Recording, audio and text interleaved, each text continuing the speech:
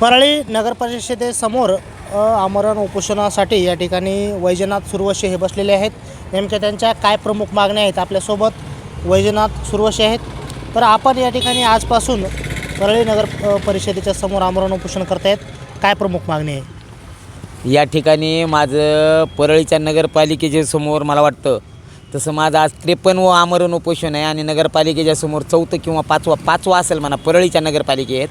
कारण माझी ही मागणी आत्ताची नसून गेल्या 15 ते 20 वर्षापासून म्हणजे 2001 पासून ते 2026च्या काळात या ठिकाणी परळी नगरपरिषद या ठिकाणी फक्त बोगस कागदाच्या रूपात या ठिकाणी परळीचा विकास चालू आहे.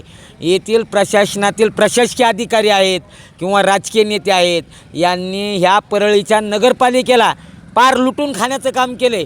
मग या ठिकाणी कुणी खाल्लं काय खाल्लं सगळ्या महाराष्ट्रातील जनतेला माहिती आहे, बीड जिल्ह्याला माहिती आहे आणि परळी तालुक्यातील तर लोकांना माहिती आहेच. या ठिकाणचे जे प्रशासकीय अधिकारी जे बसलेले आहेत या ठिकाणी 2016 ते आजच्या म्हणजे 2017च्या नंतर प्रशासन या ठिकाणी प्रशासनाचे प्रशासकीय अधिकारी बसलेले होते. कारण गेल्या 8 वर्षाच्या कालावधीमध्ये परळीच्या नगरपालिकेमध्ये नगराध्यक्षपद हे नव्हतं.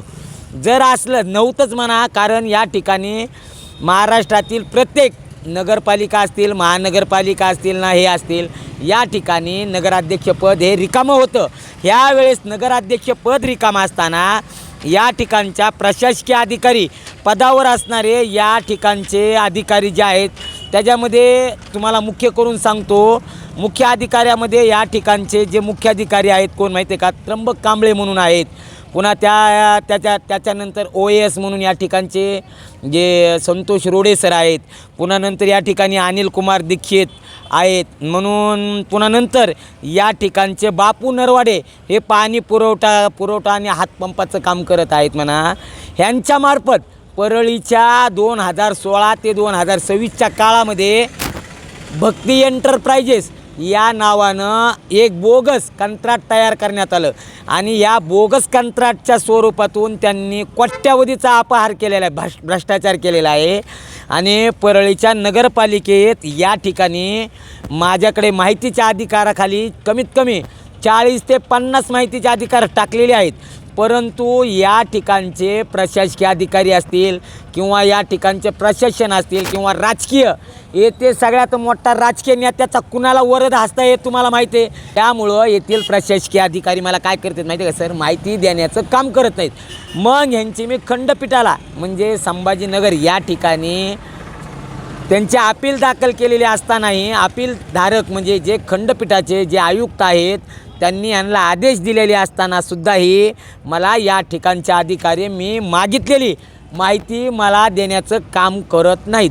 मग आता किती अधिकाऱ्यांनी येऊन तुम्हाला भेट दिलेले आहेत? आपण सध्या आमरण उपोषण करतायत, पण उपोषणास अधिकाऱ्यांनी येऊन भेटी दिल्या का? अहो हे अधिकारी मला येऊन विचारपूस नाहीच ना, मला भेटच देऊ शकत नाहीत. कारण एका अधिकाऱ्याच्या नावाने 100 200 कोटीची प्रॉपर्टी साहेब यांची तपासणी लावा, SIT लावा, CBI लावा. तशी मी अर्ज दाखल केले प्रशासनाला की सदरील या ठिकाणचे त्र्यंबक कांबळे आहेत, संतोष रोडे आहेत, पुन्हा ते दीक्षित आहे, पुन्हा आशिष कुमार दीक्षित, पुन्हा नरवडे साहेब आहेत आणि या ठिकाणचे बेनले साहेब आहेत. इथले काही प्रशासकीय अधिकारी गेल्या 20 वर्षापासून एकाच खुर्चीला आहेत का बाबा? कशामुळं? मग या ठिकाणी लक्षात घ्या की किती मोठा भ्रष्टाचार चालू आहे, कोट्यावधीचा भ्रष्टाचार चालू आहे. मी माझ्या सोशल मीडियाच्या मार्फत फेसबुकच्या इंस्टाग्रामच्या प्रत्येक ह्याच्यामार्फत त्यांना माहिती विचारण्याचं आणि जनतेला दाखवण्याचं काम करतो आहे, पण माहितीच देत नाहीत. काय आमरण उपोषण किती दिवस चालणार आहे आता?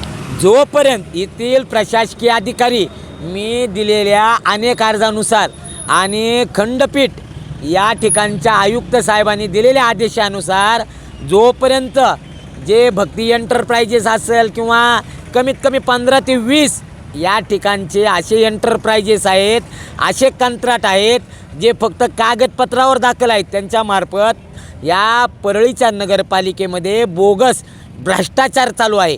जोपर्यंत हे मला कागद देत नाहीत, जोपर्यंत मला पूर्ण माहिती देत नाहीत, तोपर्यंत माझं आमरण उपोषण चालू आहे.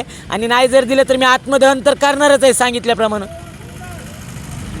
बघा या ठिकाणी परळी नगर परिषदेसमोर वैजनाथ सुरवशे हे आमरण उपोषण करत आहेत आणि या ठिकाणी जोपर्यंत भ्रष्टाचाराची जी माहिती आहे जोपर्यंत अधिकारी देणार नाहीत तोपर्यंत त्यांचं आमरण उपोषण असणार आहे, असं या ठिकाणी स्पष्ट भूमिका वैजनाथ सुरवशे यांची आहे.